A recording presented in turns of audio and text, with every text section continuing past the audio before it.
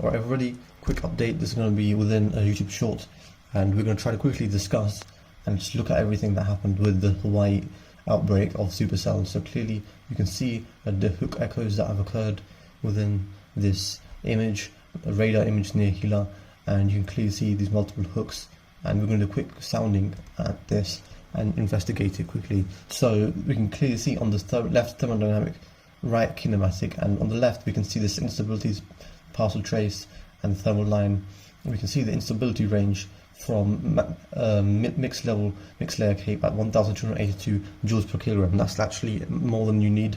Through 800 to 1000 is usually the minimum requirement, so this is clearly exceeding that, and this is very significant in this sort of area, because you never typically associate with this high instability. And now we look at the lapse rates here in the mid 700 to 500 millibar range, and we're looking at 7.3 degrees Celsius per kilometer, which is also very high values that you'd not typically associate with this sort of region, which probably suggests a capping or some sort of inversion had occurred previously to allow for instability to build, and then when the convection initiated there was enough instability to allow for this sort of storm to develop in these much higher lapse rates, and even the surface lapse rates are slightly high as well.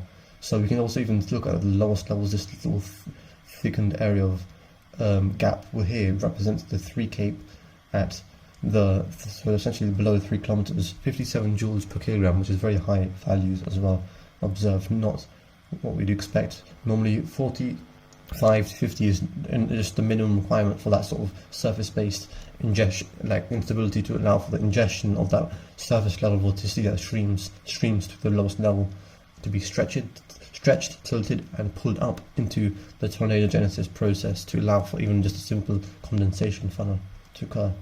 And now we have even a moderate profile on the right of kinematics, 116 meters squared per second squared. So we're looking about here in the red range here, pretty low, but that's quite still, and just moderate enough. That's just about on the boundary to allow for it to occur. And the bulk shear is at 31 knots, which is just about on the margin as well, to allow for the initiation of convection.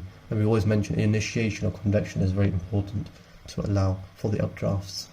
And it was very favourable here with the perpendicularity allowing for multiple supercells to develop, and that will be seen in this image here.